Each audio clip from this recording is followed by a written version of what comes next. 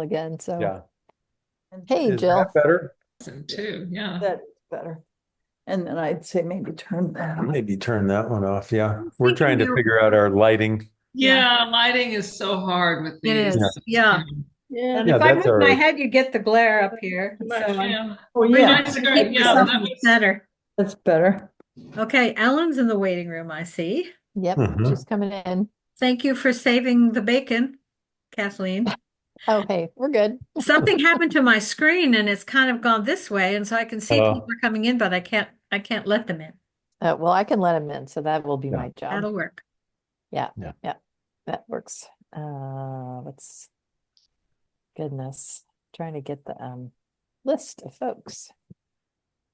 And we're hoping for a nice, lively, fancy, chummy conversation on food and chefing and feasting and everything else. Look at me, I'm not purple anymore. Yeah, That's no, right. you look good. wonder what happened. I don't know. It just keeps switching. Maybe it's my computer. Mm. Ah, okay. A few more folks that are And we supposed are to be recording, so coming. that's good. Yep. So do you make the recording available to the library? Is that how that works? Or Mhm. Yeah, we have a Hmm. YouTube channel and there's oh, a great. playlist that's retirement boot camp and or I guess it's retroactive now. Yeah. But it's amazing because like for example, we had a discussion of the movie Stuffed, which was all about taxidermy, and we only had a Mm. few people show up, but like 60 people have watched the video. Oh, great. Yeah. Oh, Sense. So you get a lot of people, checking it out after the fact. So Yeah, not in the mid seventies today. Actually, Australia, are you on Celsius? You probably are. Everybody else is. I can hear a man's voice, but not I think distinctly. that's Phil. So I muted you. Okay. If Well, I'm right, that's Phil Berenger. oh, okay. You're probably right. He's Yeah. doing another Zoom at the same time. Ah, I Oh, see. wow. Wow. Yeah, you guys I'm are double tasking. I'm in awe. I can barely sit in the chair and talk. We Yeah, probably we're can get zooming. started, maybe. I don't know. It is 7:01. Do we want to Yeah, we give a can go few ahead and more start. minutes or? I'll watch and make sure that I let people in as they come. Okay. Well, we're going to get the ball rolling. Good evening, everybody. Welcome to Dessert and a Movie. I feel when I watch Colbert, he always says, I'm your host, Stephen Colbert. I'm your host, Laura Lewis. And then I wait demurely for the applause, but I won't do that. Oh, thank you. It's so nice that you're out here tonight. I have to come in here until I get Starlink because my connection is so bad out in the country. So it was just such a blustery night coming in and so dark. Mm. So I'm glad we're here together to talk about food and cooking and the table and being together. And we have to give a shout out to our sponsors that keep us rolling here. The library, Capital Federal has a wonderful grant that keeps this program and Mm. going. And also the Katzmans, Sharon and David. Do you know them? Anyone? Yes. Yes, they're Thanks to fabulous. them, we are here and we're really grateful to be so. And tonight we're going to talk about that amazing French movie, Delicieux or Delicious, which is a little more fun to say. And our very special guest is Paige Vandegrift. I met Paige many years ago when I was working as a host at the amazing cooking classes we had at the Merc. Did any of you participate in those? They were yeah, those, yeah. I bet. Maybe I should say the word slave. Yeah. Nancy O'Connor is here with us, and she's the one that got that whole program going.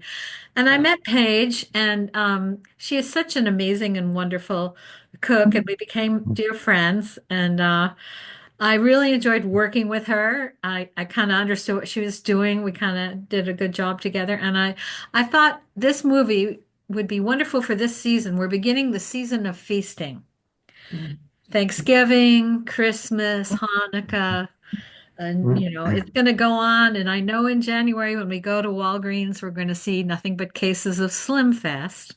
And but until then, we're gonna party on. So we wanted to talk about food tonight. And the first thing we usually talk about is desserts. So if anybody'd like to share what they're having for dessert, that would be wonderful. I could start by telling you I'm having a bottle of natural water. Oh, That good is choice, special. Laurel. That's a special dessert. I didn't know there was unnatural water, but Yeah, here it is. there could be. All Yeah, right. it could be And I had fun. half a chocolate bar on my way here. So Yeah. that is my dessert. Anyone else want to share what their dessert is tonight? Ooh, what does Nancy Yes, have? yeah, put yours up Sweet too. potato marbled Ooh. chocolate loaf, right? Ooh, that sounds wonderful. Yes, Paige. Paige and I always say, I think we've probably made this as much as you have. Probably more. I make it a lot, but I think you make it a lot more than I do. And we Oh made man, I it want that recipe. today with this morning with sweet potatoes from last year's harvest. Oh, I bet they Wow. were sweet. I'll bet. Yeah, they're Yeah. really sweet. Yeah. And we tweaked it a little bit. You want to talk about that? Because I eat gluten free, and I don't know if you follow Rachel Chordash, who is I know another yeah. instructor that used to teach at the Merck, who teaches classes online now, and she honored you, Paige, I saw it. Yeah. by creating a gluten-free version Yes. of your recipe, and then reminisced about how when she taught at the Merck, she always hoped there was little scraps left over from your classes the night before. Yeah. So this is your recipe, adapted by Rachel Gluten-free. Yeah. Chordash. And Wonderful. I've got to say, it's really delicious It's too. We're delicious. really enjoying Yeah, it. it looked great. I saw her post and it looked really fantastic. Yeah. Yeah. So thank you, Paige. Oh, Anybody else having dessert tonight or want to confess to the fact they ate butterscotch or anything? I I'm had having- Okay. chocolate covered almonds. That was my Oh. excitement. They were delicious. And they're That gone, sounds good. unfortunately. Yeah. Yeah, They they're are delicious. delicious. They really are good. Yeah. Well, we might as well get started, I guess, with Paige, and I wanted to ask her a couple of questions. Has anybody heard of Paige before or taken a class from her at the Merck or anything like that? So She's famous. you probably already know quite a bit about her, but I had some questions. She came to mind in this movie. Uh, the mind of a chef, I thought was interestingly and fascinatingly shown in the movie when in the beginning he's walking around and telling people, gentlemen, ice, salt, and he pulls that one guy out by the ear because he's putting cinnamon on the meat. And he says to him, "This is not the Middle Ages," and he wanted the food to taste fresh. So, Paige, I was wondering if you could tell us a little bit about your career as a chef, maybe how you started, what led you to become a chef. Did you always want to be a chef? Just tell us a little bit about yourself and your journey to what you do for a living with such wonderful grace and passion. Well, thank you, Laurel, for such a nice introduction. I didn't always want to be a chef. I think that probably people that knew me in college were surprised when they heard that I had started cooking. I started cooking to sort of fill my empty hours after a job I didn't like very much when I got out of college. And I always tell people I ran away to cooking school, basically, to get away from what I was doing. I was a math major in college and I was studying to be an actuary. And I guess the only reason I mention that is I approached cooking from a pretty analytical point of view, but in some respects. But anyway, I went to the Cordon Bleu in London, and it was really there, I think, that I sort of fell in love with what I love about food, which is exactly what Laurel was just alluding to in the beginning of the movie, with his desire to make food taste of what it is and not mask it. And so anyway, I had a wonderful time in London. I learned a lot about food. I learned to eat things that I never thought I would like. I was a picky child, but learning and eating things that were prepared really well and that tasted of what they were supposed to taste. So eggplant and Brussels sprouts and things that I wouldn't have touched. Suddenly realizing that these were delicious, I was fascinated by that, and I was really fortunate when I came back to get a job at the American Restaurant in Kansas City, which was back then, which would have been the early 90s, sort of the crown jewel of cooking in Kansas City. And I worked with chefs who came from that same school of thought that of making food. They had studied in France. They were very interested in putting food on the plate that was true to itself. And so I was there for 5 years and I was very happy. And then I ran away again. I went to France and I worked in France for a while. Loved it. I was working at a sort of country house hotel where people came to take cooking classes and to learn about the food. So we mostly interacted with Americans there. Then I came back and I started teaching. I started working at the Culinary Center. I started teaching at the Merck. That's what I'm doing now. Mostly I do private dinners still in people's homes. And I write a food blog, but I don't know. That's a really quick rundown of my history and how I came to cooking. But That is a very quick rundown. And what kind of things does one study in culinary school? Cracking eggs? I mean, oh wait, here's a question. What do you think about the chef-based series The Bear, our commercial? I have not watched The Bear. For a lot of reasons. At the top of the list is because I don't have the network that where the show is offered. And I've heard a lot about it, but the restaurant business is kind of ugly. And I sort of over the years got tired of seeing it glorified. And so I didn't watch it for that reason. My youngest brother tells me that that's actually part of what the show is about, the glorification of a business that's really kind of ugly in some ways. So, maybe I should watch it, but no, I haven't watched. That makes me think a little bit about Anthony Bourdain. I read his book Kitchen Confidential, and it was grim. Yes, yeah. Everybody's high, drunk, and they've got that era had ended pretty much by the time I got there. There was a real drug culture in kitchens for prior, and I would say 80s, 70s, 80s, and I started in the 90s. Wow. And also because I was working, the American Restaurant was a corporate entity. It was owned by Hallmark. So that stuff was really tamped down. If people were doing it when I was there, they were doing it after shift and hiding, so I did not fortunately experience any of that, but all the other things that he talks about, I certainly experienced. Yes. Well, it sounded very exciting. And I remember a place in the movie where the son, Benjamin, says to his father, "Men are flying." And he says, "Well, the day that men can fly, cooks will be kings." And I thought, what a great prediction. Yeah. Because many cooks are kings these days. It's true. Yeah, I know. That was really amazing. Well, so what, I guess I started by asking you what sort of things you study and when you're getting in cooking school. Cooking school. Well, I chose the Cordon Bleu because I wanted to study technique.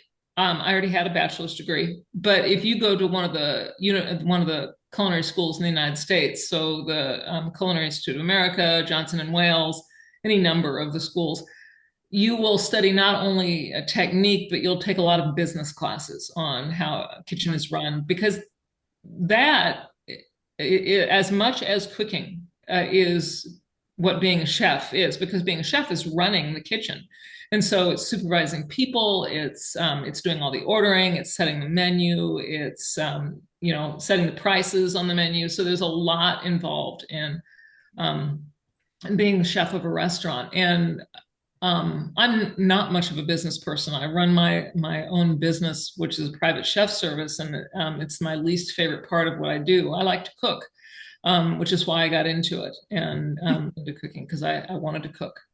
Okay, so you learn all sorts of techniques, but also how to run the business, which is Yeah, and very at the helpful. Cordon Bleu, actually, one of the reasons I picked the Cordon Bleu is I wanted to learn the classics. I was aware from already having worked in the business world for 5 years that most of your learning for anything comes with the job. But I also knew that every job has a vocabulary. And so I wanted to, in cooking school, learn that vocabulary and the classics and the basics. And that served me really well. I was really glad I did it for any number of reasons. I was super glad I went to the Cordon Bleu. Why don't you tell us a little bit about what you're doing now? I particularly I don't want to shout out, I want the world to know that she has the most amazing blog, Yes, For Love of the Table, Right. where 100%. you will find the most amazing recipes Mhm. and wonderful stories that go with them. And every one of the recipes is magnificent. And tell us a little bit about how you got started with that. And I just want, if you haven't looked at her blog, please do. And the For Love of the Table. It's magnificent. Yeah, I can at some point put the link in the notes, or if Laurel has a follow-up email that she sends, she can send you the link to that. But actually, it's interesting. The blog started because of the Merck and the classes there. There was a woman who came to my classes regularly, and I mean, all the time. There were several people that were there a lot and always came. And there was one woman that was taking my classes who had a food blog. It was called Baking and Boys. And her husband, I think, taught at the university. And they no longer live in Lawrence. They've moved on, and I don't even think she posts much to her blog anymore, but she really encouraged me. She said, you have so much to say and so much to offer, and I think it would be really great. And at that point, this was 2010. Blogs were really exploding. They were kind of brand new. And so I thought, I like to write, and developing recipes is something that interests me a lot. And so I just started writing. Literally, you go out there on Blogger and you get an account and you start writing. And I've really tried over the years my focus on the blog has always been to teach technique, which is what I really focused on in classes, because cooking classes at a lot of the places where they're offered can be about girls' night out or entertainment, where the chef is a floor show kind of thing. And that was never my thing. I really wanted people to go home and cook and feed their families and to have the tools to do it well. And so that's what I focus on in the blog. And over the years, the blog, because I'm a part of a small household, has become more and more, it's small recipes. It's things that people can actually feed themselves. Occasionally I do fancy things like I do for my private chef service, but most of the time it's just really basic things that you can put on your table and feed yourself and your family well. Thinking of doing fancy things makes me think of that film. Yes. Beginning that parade of insane food. And before we start talking about the film, what's the fanciest? This just came to me. What's the fanciest meal or dinner you've ever fixed? Is there one? That's an interesting question. At the American restaurant, I cooked a lot of very fancy meals. Things that, we had famous chefs come through there regularly, and I cooked a lot of very fancy things, what we were in the industry refer to as chefy things. And and I would say with my own business, there was a dinner one time that and looking back on it now, I would say I jumped the shark. It was because I never wanted to do anything that fancy ever again. I ordered lobster, so I had to prepare lobster. I turned artichokes. If you have ever turned an artichoke, you know what that means. And so it was all of these very detailed manipulating things to make them look a certain way on the plate. And in the end, it's a lot of work. And I'm not sure. It's not about what I think is the beauty of food. The beauty of food is nourishment and deliciousness, and a table where people share. And something that looks like that it might taste great. It might taste fantastic, but it's more about the look and the kind of art on a plate, more than it is about, to me, what food is really about. So I guess, that's what stands out to me as the fanciest meal I ever did on my own. Yes, and I guess we could kind of move toward that. Does anybody have any questions for her about living the life of a chef, being chefy?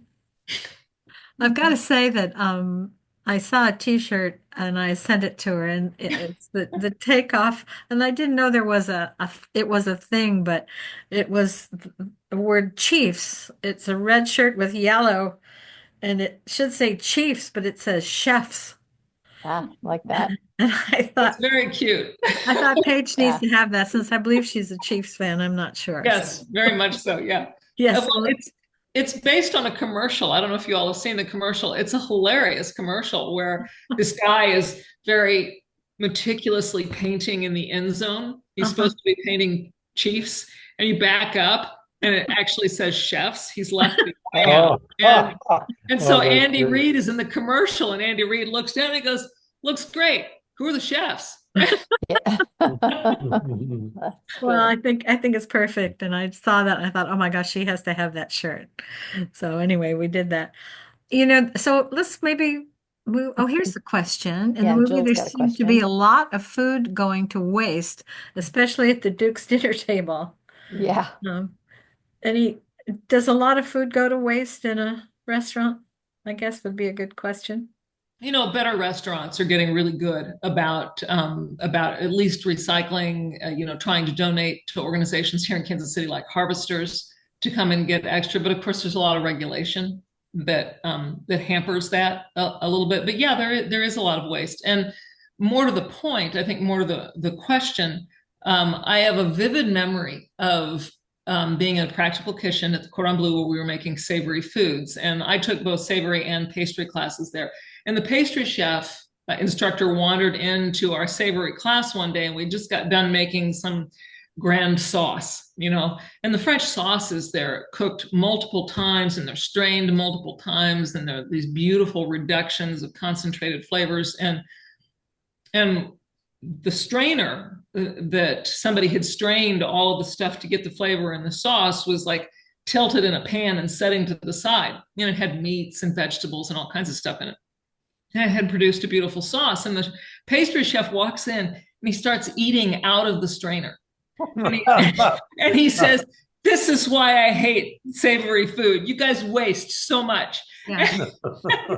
And it's true. There is a lot of stuff that gets wasted in one way or another in the kitchen. But like I said, hopefully it's getting better, and I think it is getting better. Mhm.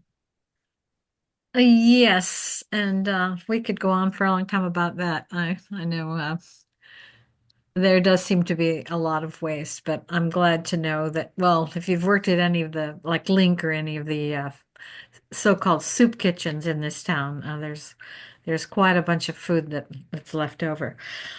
Thinking about the film, first of all, did you like it? Yeah. I Yeah. thought it was good. Yeah, I had come across that. I was on a trip with my daughter, and she had seen it, and so she, I guess because I could get to be crabby like a child in the back seat. She gave me her laptop and started the movie for me. She was entertaining me, so I wouldn't ask questions, I guess. But I thought it was really beautiful, and quite honestly, they had me at the very beginning when the flour hits the table, and then the measure of flour, and then all the butter, and then the hands. And I was in like before the credits because I love to cook. When I did a few cooking classes, I would say I'm not a chef, but I cook because I love to eat. I love Oh. food. So we should probably talk about the film. I had a couple of questions. Was there anything particular that you liked about it, or anybody in the group tonight, that you particularly liked about the film? Let's start with Paige. Anything particular that kind of stands out? Or- I guess ultimately, I really liked the sort of the way that they did capture that food is about the table and a gathering, and it's for everyone. I also because of conversations I've been having with friends recently who also cook, I was struck that we still have that disconnect with a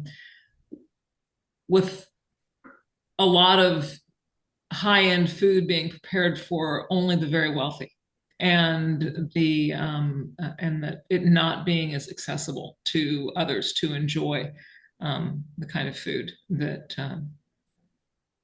that everyone should have access to. I guess that's one of the reasons I'm not into really fancy food anymore. But anyway, I love that they emphasize that. It's sort of the same arc. If all of you have seen the movie Ratatouille, that Yes. comes down to the end, that it's really about sitting at your mother's table or the family table. Looks like there was a question down there. Anyway, all right, something Yeah, else. and I'm going to have to ask my co-host if Yeah, it's any, from Jill, because I how can only see part of them. she liked the turning of the seasons and the photography was lovely. Yes, And I beautiful. agree with that. I thought it was so beautifully shot. I mean, it's Yes. just a feast of photography, of cinematography. Yes. Really well Um, acted. I don't know. Yeah. I had seen the woman who played La Varenne before, but I don't know, couldn't have named her. But yeah, just excellent acting. Yeah, no, Mhm. it's good. And a good, I don't know, period piece. And Mhm. it was, I enjoyed it. And they did a nice job of showing how horrendous the royalty was. That whole scene where they got all, the table set up and had it beautifully, with flowers and a little pathway, and then the coach just keeps flying by. I Oh, thought, well, that's a jerky thing to do. yeah. So, Yeah. I mean, and I think the thing that sticks with probably all of us is the I guess it's the attitude that wealthy, you have to be born to that class in order yeah, to enjoy the food, and it will be a waste to give it to the people. They wouldn't yeah, understand it. It would be, probably like throwing it to pigs or something. So that kind of elitist attitude toward the food was, I think, definitely portrayed. And yeah. yeah, They had an issue with potatoes apparently for a while. yes, they cause leprosy. Yeah, or Yeah, anything that grows below the ground, Yes. very yeah, plebeian, Yeah. That I thought that was pretty fascinating because I Yes. kind of like carrots and beets Yeah. and yeah, Beets. I think yeah. also the at the table in the beginning, each one of them trying to think of something really swell to say about the food. The soup had a Mhm, sheen on it that, mhm, the whole thing was ébélé, and they had to yeah, come up with something. And, kind of definitely painted them as a bunch of idiots and, yeah, ne'er-do-wells and so forth. And also the usual things that we like to make fun of. So I thought that was yeah. really good. Anybody else have anything they would like to say about it or? I thought that's interesting. I'd forgotten about that. I should have looked that up about potatoes and when they started eating potatoes, because there, of course, are things like that all throughout food history.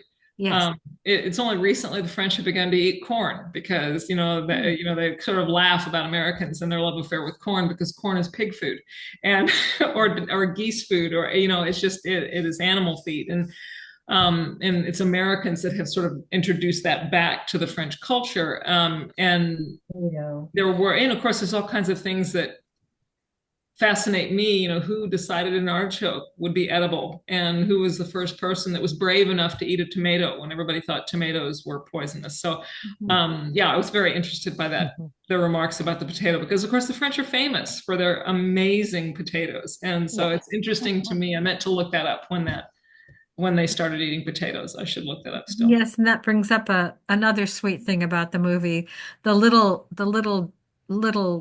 sly jokes when I think he has this accident, and I think he comes to, and she's serving this battalion of soldiers, making some money serving them, and he says, "What's that?" And it's potatoes, and she's cut it in slices, and she's fried them in oil. And he says, "What is that?" She said, "Well, I took potatoes and slit them cut them lengthwise and fried them in oil. I thought it would be good." And he said, "It will never catch on." Yeah. You know, pommes frites, the French Yes. fry. French French fries. fries, man. Yeah. So I thought that was kind of fun. They must have had a lot of fun, you know, all the foodie jokes, the chef jokes. That was really, really sweet. And I think the jellied fruit it stuck out to me because this summer there was a family reunion in Rocky Mountain National Park, and on the way I was treated to a farm to table dinner in Boulder. Wow. So my daughter had me and my granddaughter with her, and the food was all raised on a farm. My daughter ordered a quail, which was about this smaller than this, a sausage stuffed quail to eat. I've never had food like that, but the dessert course was that jellied fruit Huh. that they served. And also, that was another cute little joke when she said, I thought the sweets would be better at the end of the meal. Yeah. So that was all really kind of fun. There were Well, lots of really great nods like that to the Mhm. to cooking and how it developed. And I did look up, restaurants were around long before there's a lot of argument, of course, about who opened, when was the first restaurant. But it was before that. Yeah. Yeah, and I wanted, Supposedly it was in Paris and not in the countryside, according to some Yeah, I reviews. think the guy's name was Boulanger or something, or Boulanger. Mhm. I did see that, but of course, in England, there were roadhouses, coach houses long before that. So, and China had what we would consider restaurants back around the time that William the Conqueror was was conquering England. So, anyway, been Well, around for a while. Jill is asking, when did French fries become common and did it really originate in France? well, they must be. So I I don't Googled know if it. I don't know if it originated in France. I Yeah. mean, they would have, but I don't know. I don't know when. Yeah, But there's yeah, two theories according to the internet. One is in Belgium and then the other one was in France. yeah. Well, they're As called like, pommes frites Pommes there, which frites. is fried potato, is all that means. And yeah, and the fact that the rest of the world calls them French fries and not Belgian fries, I would guess, yeah, right, probably, exactly. yeah, I think the French win. yeah, Yeah. So exactly. the term French fry was first used in the United States in 1802 when Thomas Jefferson requested potatoes served in the French manner There you for go. a White House meal. So But I don't know if that's right, but that's what it says. Well, So that kind of he, lines up. He spent the whole war in France messing around and came back with yeah, an ice cream maker, exactly. didn't he? Yeah. he was in France. He wasn't in Belgium. So how would he know There, where it first started? good point, Shelley. Yeah, so they're pommes frites, and my high school French pomme is apple, pomme de terre, apple of the earth, Yeah. Mhm. and then the Yes. pomme d'amour, apple of love, is a tomato. Yes, Ooh. and yes, pomme d'amour, and I remember my grandmother wrote out some things that she came as a immigrant girl, turned out to be a lackey when she came over on the boat from Germany, but she'd heard of this pomme d'amour and she couldn't wait to bite this gorgeous red thing. And it wasn't what she was expecting. Because I remember her talking about that. She's never tasted anything like that. And the flavor of it was just not what she was expecting. But pomme de terre is apple of the earth, if I remember from high Yes, school. that's correct. Yes. So, Well, they used to think that tomatoes were poisonous. Right. yeah, deadly nightshade. They're in the nightshade family. Yeah, Yeah. Yeah. as are the tomatoes, both potatoes and tomatoes. Uh-huh. And eggplant and peppers. Mhm. Well, I also enjoyed the little dig, of course, to the clergy because he reminds them before they dig into the tower of shrimp and everything that gluttony is a sin, Yeah. just so they feel bad about it and then go ahead and eat. Yeah, just so they feel bad. Just That's so good. we feel bad, we gotta, the church in those days was into that, I guess. And then he was the one that said, you only have one false note. Right. The delicious, the little thing that varies from the Mhm. menu, the truffle. Maybe we should talk just a little bit about truffles. Do you like truffles? Paige, are you a truffle person? Chocolate. Truffles are delicious. They're expensive, so I don't eat them. Oh. But yeah, they're really delicious. I think that like a lot of things, they have their place, um, but they can be overused. It's interesting because I'm just off the top of my head, this just comes to me. They're really great with other things. They are from under the ground, and they're really great with other things that grow under the ground. They're wonderful with potatoes. They're really good with celery root. But yeah, they have. There are a lot of expensive, really fine things in food that I don't really understand very well. But truffles are delicious. They're very aromatic and they're really good. Great on pasta. Did you get to use them a lot when you worked in With France? the American, yeah, I did. And also were you in Provence when I you was in Provence, yeah. Yeah. It was not truffle season when I was there. So Okay. So how do you keep up to date with like culinary trends and techniques and things like that? Is there someone you follow or oh, just I'm a little bit hooked in online. I pay attention, I sort of watch what's going on.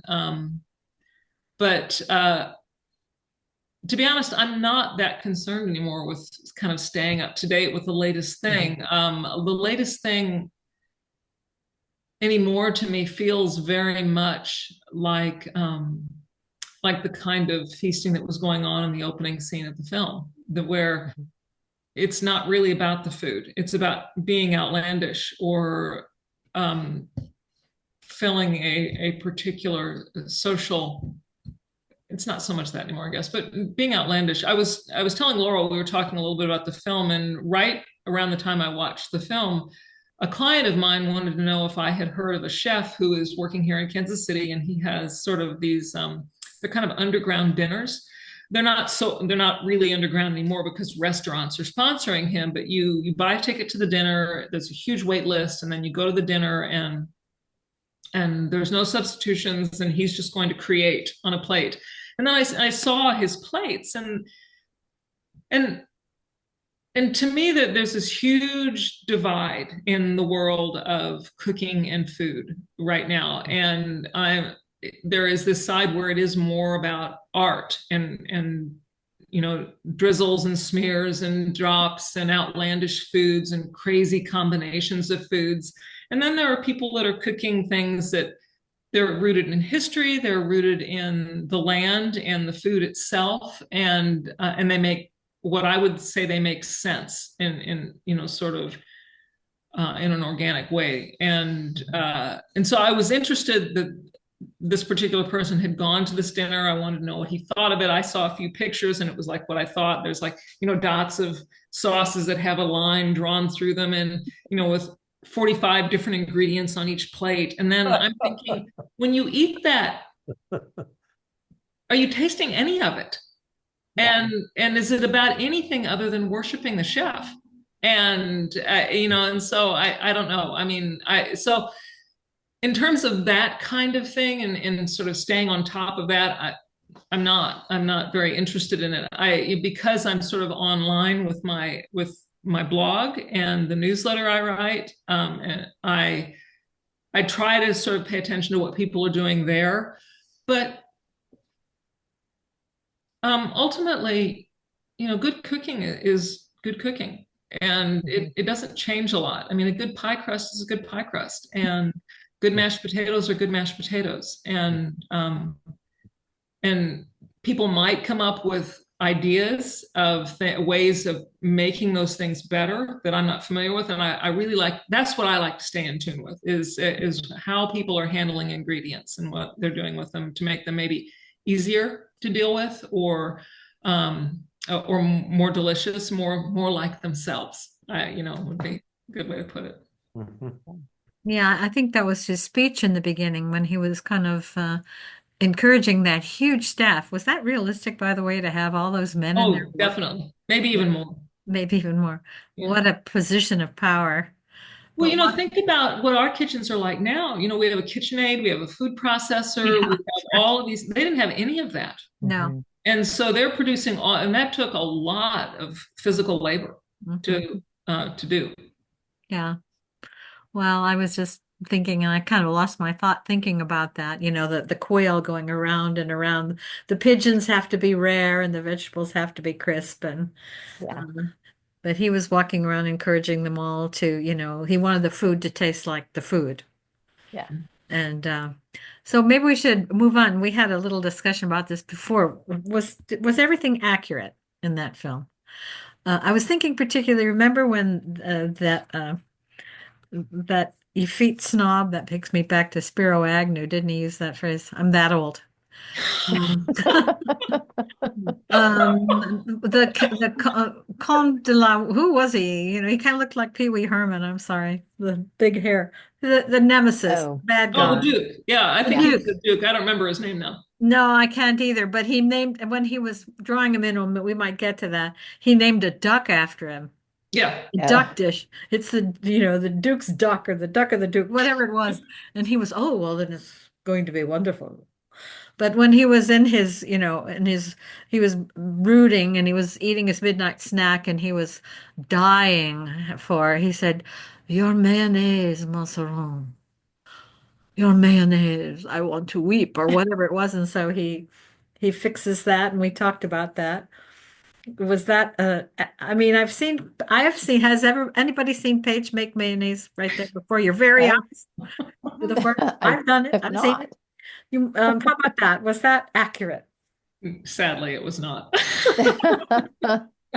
If you did what he did, you would end up with a curdled mess. But it worked for the actually that would be my one complaint about the film is a lot of the close shots of the food were not as accurate as I would have liked. But if you made a pie crust the way he made that pie crust in the beginning, you'd have a tough mess or a melted oily mess or something. I'm not quite sure. But yeah, but everything when it was finished looked perfect. The little crust on the delicious that he made and the mayonnaise when it was finished looked perfect. So they got the finished product right. I even noticed, this is something else I looked up. There's this scene where they're just opening the restaurant and he's making sauces. And so he's cutting up shallots to go into the sauces, which is very correct. And the knife he used I was fascinated. It reminded me of cooking around my mother who, had access in her kitchen to a beautiful set of Henkel's, a complete, butcher block of Henkel's chef's knives. And she would pull out these, dime store knives that she probably got when I was 5 and, would be chopping things up with them. And I was struck that he was not using what we would call a chef's knife at one point. So I actually looked that up to find out when did chef's knives first come on the scene. And they were first forged in Germany, what we are actually using today by Henkel's, a guy named Henkel's, long before the French Revolution. So he probably would have had access to good knives. And so that, little things like that I noticed. The overall look of the kitchens and things like that was very good, but some of the details were not so great. Yeah, and we were talking about the flour in those days. In the beginning, when he's throwing the flour, that was white flour, and she was saying that that wasn't. Well, did everybody notice that the flour was the dough was kind of beige? Yes. Yes. Yeah. I really noticed that at first. And I was curious. That was one of these things that made me really curious. And I was thinking, well, white flour, when did this happen? And it was long after that when we got the processes that we use today of the heavy rollers and everything that do a really great job of making, beautiful white flours. They were hand sifting. Flour was stone ground and hand sifted. And so the germ was still present in the oils that it released during the stone. And so the flours were not perfectly white. That would have been very accurate, actually. Although the delicious, when it was baked, looked exactly like it would now with white flour. So I thought that was interesting. Yes. Yeah. Well, that reminds me, my husband was in law enforcement. And whenever there was a cop show on, turn the channel, because it's completely inaccurate. We don't do that kind of stuff. It doesn't make any sense. And probably to him almost a little embarrassing because it was somewhere between expose and embarrassment. I don't know. We never saw any of that. So ask the man who owns one, I mean, That's what you're right. looking at. So Well, that actually, ooh, I was leading to my question about, are there restaurants that you love, like that you just yes. think are fabulous that we need to go to, either locally here in Lawrence or Kansas City or?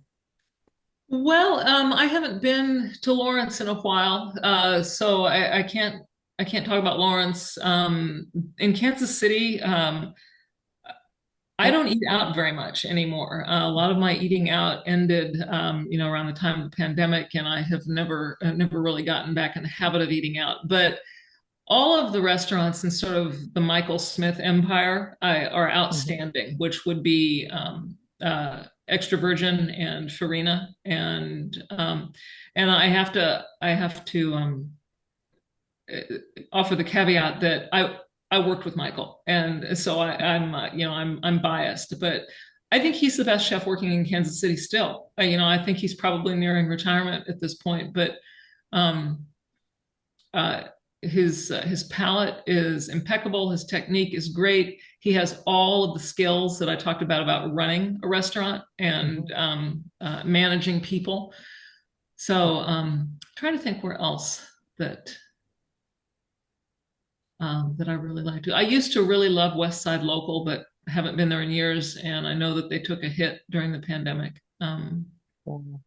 So I don't know, not very helpful Just in that regard. curious, taking notes.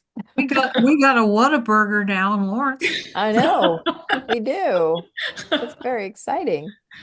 Yeah, there's one on Metcalf close to me too, and It Thanks made to the Patrick paper. Mahomes. It was yeah. anticipated in the newspaper. We could count the days. It was, I don't Yeah. know. Anyway, that's fun. Ah, I was wanted to talk a little bit about probably I always kind of turn it toward the sentimental, and my writing is described as poignant, so I might be turning us somewhere. But we're kind of heading toward the season of the table and bringing people together. And I just kind of wondered if you'd expound a little bit, and anybody else, please, on your philosophy of the table, if there is one. Um, and I'm just a self-taught cook. I was brought up to go to school and make something of myself. And when I started cooking, I had a very appreciative husband. He was the second oldest of 10, and anything I did, he was thrilled.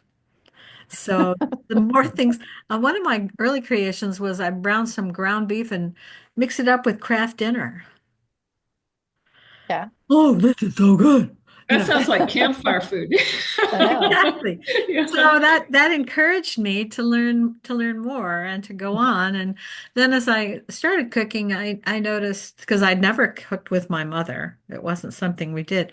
But as a matter of fact, I don't know what she was she was always doing stuff. But I was supposed to be practicing the piano and things. So but if I make the cookie recipe, you make the cookie recipe, Carol makes a cookie recipe. It's the exact same recipe, but they're all going to be different, right? Yeah, Mhm. absolutely. Yeah. That's kind of one of the mysteries of cooking, but we could maybe get there. But talk to us a little bit about maybe, what is the table for? What do you like to see on the table? You've already kind of said, but you know, what are we there for when we come to the table together? Well, it's the place of communion. I Yeah. mean, on every level you can think of, Mhm. whether it's religious or interpersonal or it's just I don't, it's funny. I don't know even how to. We have to eat to live, obviously, and so that it has over time just become this place where you stop and sit and catch up and enjoy each other's company and um, nourish your body with food, but your souls with the people that are there. And the feasting, it marks the moments of our lives, whether it's a wedding feast or a holiday, a Thanksgiving feast. Thanksgiving is probably my favorite holiday because they've not been able to figure out how to commercialize it. They're, Yeah, they're that's trying to very skip it. true. Halloween, there's lots of stuff to sell, and Christmas, there's lots of stuff to sell. and Halloween's done, and there's already Christmas decorations in the store, and Thanksgiving is still about the table. And I'm not even sure where I picked up all of that and my attachment to it. You know, I grew up in a pretty large extended family where we got together for the Thanksgiving holiday in particular, but all of the holidays. And sort of that memory of families gathering and sitting and talking over the table. And then when I was in England and meeting people at school, and all of our socializing was done over the table. And it was while I was there, I started reading a lot about France. And France and Italy, actually all the European countries have these rich histories of the table. So I don't know. I'm not sure I'm answering your question. I'd love to know how they feel about the table. Yeah. Anybody want to share? I would say when I noticed Paige was drinking a glass of wine, my mother lived out with us for 6 years. She had dementia, but it was fine. But every night she'd have a glass of white wine on ice. And she'd Good for have her. that every night before dinner, whether it was a hamburger or pizza or whatever it might be that I'd come up with. And she was such an amazing person, fun, but she said, well, a glass of wine loosens the tongue and whets the appetite. True. And I think that if she made that up, it was quite lovely, but it's true at the table. A glass of wine does loosen the tongue and whets the appetite. So I We thought weren't as classy as that in my family. We used to say that a glass of wine or a drink was a social lubrication. Yeah. celebration. Yeah. Yeah. Anybody else want to weigh in a little bit about food and the Well, table? Laurel, you and I were talking about this afternoon of just, I really love like kind of the hole in the wall restaurants, that are out there that are really, really good. We had the Kansas Library Association met in Wichita this last week, and my nephew ran a restaurant there for many years, and he's now a lawyer because the hours are better. Yeah. But I kind of reached out and said, hey, where should we have lunch? And he suggested this little restaurant called La Galette, which is like across the river from downtown Wichita, and it's in this really fun, kind of funky area of the city. And it's like you walk in and all the tables have oilcloths on them, and it's a French Lebanese bakery and Wow. restaurant. So it's this incredible pastries with this amazing Lebanese food, So and apparently the same woman has run for 25 years, and she kept Wow. bringing us extra desserts and all that sort of thing. And that was just a great experience. It was really a neat place because so often you don't run into those as much anymore, It's true. especially in kind of old, decrepit buildings Yes. that are interesting and fun. So Yeah. and that might those are the places I like. kind of segue into how if everyone who's watching or were together tonight, if each one of us made the same recipe, it would be different. At the end of the film, um, you know, uh, she leaves for a while. I love the scene when he went to see her in the monastery and the nun is having a conniption with that. He goes to hug her and the nun is like, "Do, do, do, do." But anyway, moving on. There was no joy in his cooking. He couldn't cook anymore when she left. Mm. And so what is that? What is that magic thing? What is that je ne sais quoi? What is that thing that you put into cooking that makes some people say, this is the best thing I've ever eaten, whether it's a Kraft dinner with hamburger or a lobster? What is that? And why is it different? Everybody makes the same recipe and it'll be different. I mean, what is the secret ingredient there? I don't know. Isn't it love? Isn't it love? Part of it's, cooking with love. I agree. I do too. But on a technical level, Yes, technically. you That's why you're here. Keep us straight. That's every right. ingredient is different every time. Mhm. And I mean, a sweet potato from this year will be different from one from last year, and the one from last year that's been sitting around for a couple of months will be different from the one that just came out of the ground. So there's that constant changing of of what you're working with, and then there is your mood, and if you're mad. If you're cooking for someone or a group of people that you love, all of that's important. Um, and I think that when we all have those moments where we remember this amazing meal, everybody has those in their memory somewhere of and it's not just the food. It's it's this sort of intersection of people and place and time, environment and then the food itself. Um, Food is, it's important, but it's not the only thing. Yeah.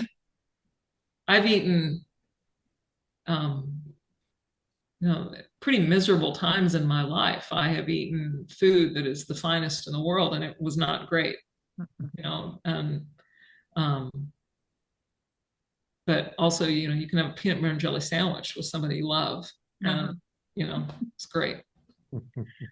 Yes, and I guess that was what they were maybe portraying in that movie, that the understanding between the two of them. I thought the scene too, when for some reason he says to her, totally unprovoked, "My name is Pierre."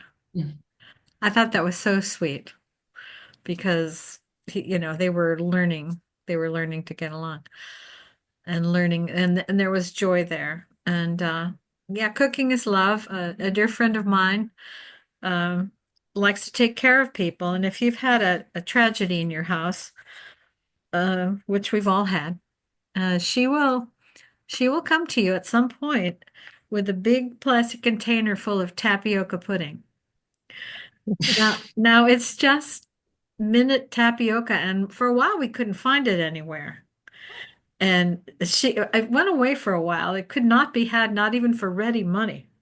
So that kind of put a crimp in that. But she will bring you a a, a bowl of tapioca pudding because when you've been crying a lot, you can swallow it easily. And it's just so dear. And it's love in a bowl. And when And most of us had that when we were kids, too. yeah, Yeah. there's something magical about it. And when we retired, because she said we were teachers together, she loved teaching, but she said what she really wanted to do was go up and down the country roads and take care of people.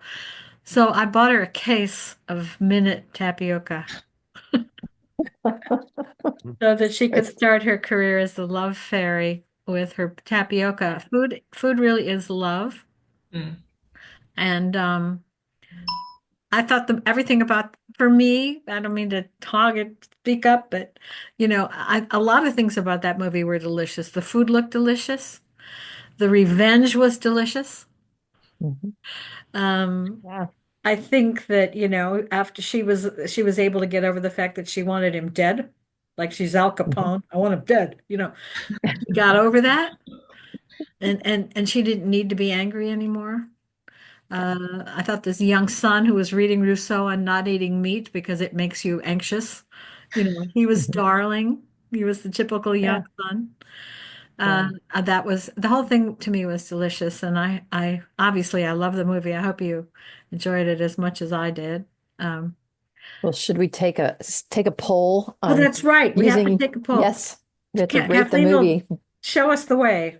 How do we Yes, do? 1 to 5. I guess now that I'm purple again, that must mean we're wrapping up. Yeah, I'm like, God, what is going on? she needs Um, air. I know. But yeah, scale of 1 to 5, 1 being not so good, 5 being excellent. How would you rate the movie? Ooh, I'll do 4. Looks like, ooh, we got a 5 and we've got a 5 and a 4. Ooh, these are excellent scores. All Yeah, right. really great. Yeah. Yeah, It I was a really good movie. enjoyed it. Yeah, So and that we was, want to we want to remind you too. We're going to be getting together again. This one's going to be really fun. In December, there's been a cataclysmic calendar conflagration. Hanukkah and Christmas Day are the same day. Wow. I know, and I think it's very lovely of the Great Spirit to have organized that in a world like this. So in order to totally celebrate ourselves as human beings, we're going to be screening on it's December 18th. We're going to be having dessert in a movie and discussing the film. What is the film title? I lost it. I was Um, hoping you remembered. Jewish- I mean, Is it Jewish Christmas or something like yes, that? yes. Dreaming of a Jewish Christmas. Jewish Christmas. Yeah. Oh, that's And- funny. And it's Yeah. it's a very It's really lighthearted cute. documentary. You know, we all have favorite Christmas songs. Now there's the sacred carols, but almost every other song you can think of was written by a Jew. Yeah. And so, Irving Berlin, yeah. yeah, Irving Yeah, Berlin, exactly. exactly. And White Mel Christmas. Torme. Mel and- Torme, Yeah. one after the other. Holly Jolly Christmas, Frosty the all- Snowman, Rudolph the Red-Nosed Reindeer. All of Yeah. those were written by Jewish people, and so it's kind of a really fun, lighthearted, kind of tongue-in-cheek, yet serious at Yeah, times. musical. kinda. Musical film about Set in a Chinese restaurant. on yes, top of it course. all. And you It's know really why? crazy. Because it's the only one open. Yes, that's Deborah right. Carl It's really straightened me fun. out on that. So it's the only thing open on Christmas Day. So all the Jews go out for Christmas. And our special guest is the Katzmans, Sharon Yes. and David Katzman. And so I think that'll be a complete riot. I think the two of them together. would Yes, be we're really going to fun. have a jolly old time celebrating a Jewish Christmas. So I hope you'll take a look at that and join us again. And Paige, thank you so much Yes. for bringing you. your amazing Bravo. abilities and skills and knowledge to this film. And thank you everybody for showing up tonight. And the library's closing, so I better close down too. I can hear all the children's is clear. Thank you. I mean, Thank you Laurel for needs to coming, everyone. Get out of there. Good night. Thank you. Nice to meet Bye. Thank everybody. you Bye, so Paige. much. We'll see you next time. Thank you. Good Bye. night. Bye.